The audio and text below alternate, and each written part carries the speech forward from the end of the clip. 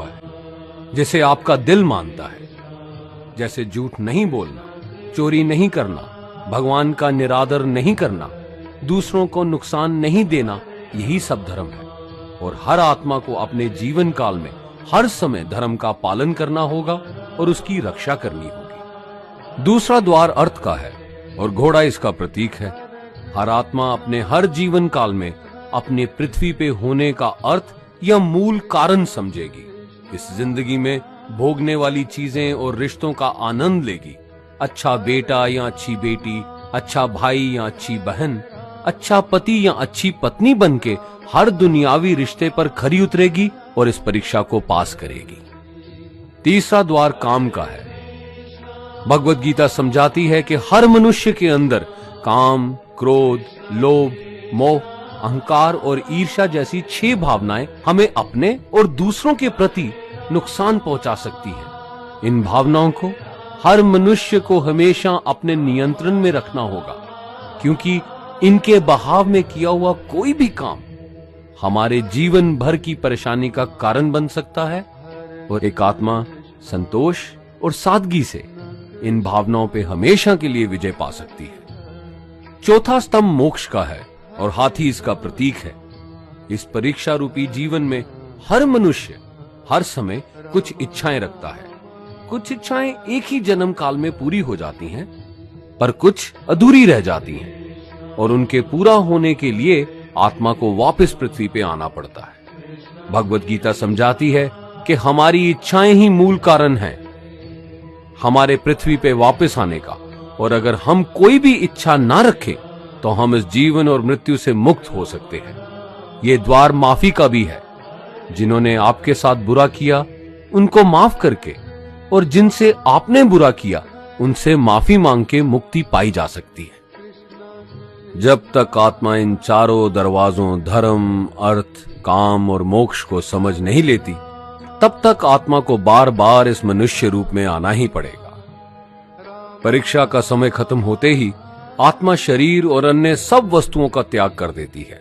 जो भी संसार में रहकर बनाया वो अब किसी और का होगा और आत्मा अपने कर्मों के फैसले के लिए चली जाती है। आत्मा के अच्छे बुरे कर्मों का हिसाब होता है। अपने अच्छे कर्मों के लिए आत्मा कुछ वक्त के लिए स्वर्ग और दुष्कर्मों के लिए नरक में चले जाती है।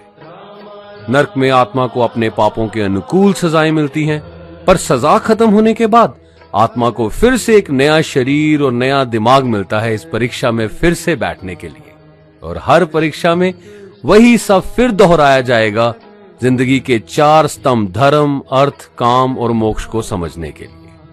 हर जन्म में अपने कई जन्मों के कर्मों के हिसाब से हर आत्मा को कभी अच्छे और कभी बुरे हालातों से जाना पड़ता है। लेकिन जब तक आत्मा परमात्मा के साथ योग को नहीं समझ लेती, वो मुक्ति नहीं पा सकती। भगवत गीता समझाती है कि मनुष्य अपने शरीर, दिमाग या दिल से भगवान को पा सकता है। शरीर द्वारा किए कर्मों के माध्यम से परमात्मा को पाने को कर्म योग कहते हैं। ऐसे कर्म जो परमात्मा की इच्छा से हों और दूसरों के कल्याण के लिए हों। वाल्मीकि ने रामायण लिख के, श्रवण ने अपने माता पिता की सेवा और उन्हें 4 धाम की यात्रा करवा के, मदर टेरेसा ने अपने प्यार और सेवा के माध्यम से, और मैडम क्यूरी ने वैज्ञानिक खोज में अपने जीवन का बलिदान देके अपने कर्मों द्वारा परमात्मा को पाया। भगवत गीता समझाती है कि एक आत्मा दिमाग से भी परमात्मा के साथ योग लगा सकती है।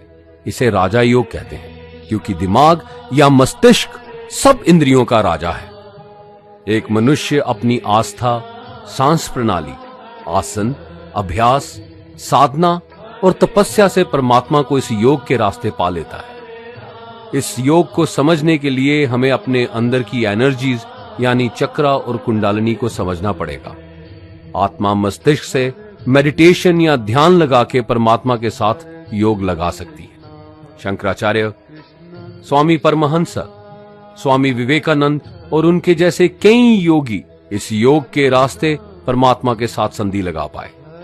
परमात्मा भगवत गीता में कहते हैं कि अगर किसी आत्मा को धर्म ना भी समझ आए, योग ना भी समझ आए, पर अगर वो मेरी शरण में आ जाए तो मैं उसके सारे पाप माफ कर देता हूं। परमात्मा को ऐसी दिल की गहराइयों से पुकार के पाने को भक्ति योग कहते हैं। चैतन्य महाप्रभु, मीराबाई और भगवान हनुमान इस योग के सबसे बड़े उदाहरण हैं। लेकिन कभी आत्मा अपने होने का मूल कारण भूल के धर्म का उल्लंघन करे या पाप के रास्ते पे निकल जाए तो उसे ठीक करने के लिए परमात्मा खुद किसी रूप में पृथ्वी पे जन्म लेते हैं। आइए श्री भगवद गीता, गुरु ग्रंथ साहिब, तुरा, बाइबल, कुरान या ऐसी किसी भी दीनी किताब को पूरा पढ़ के इस जिंदगी के असली मायने समझें और परमात्मा के साथ योग लगाएं। अगर आपने इसे पसंद किया तो इसे औरों को बांटिए ताकि सब आत्माएं अपने यहां होने का मूल रूप समझ सकें और इस जन्म और मृत्यु से मुक्ति पाके हमेशा परमात्मा के साथ रह सकें। धन्यवाद।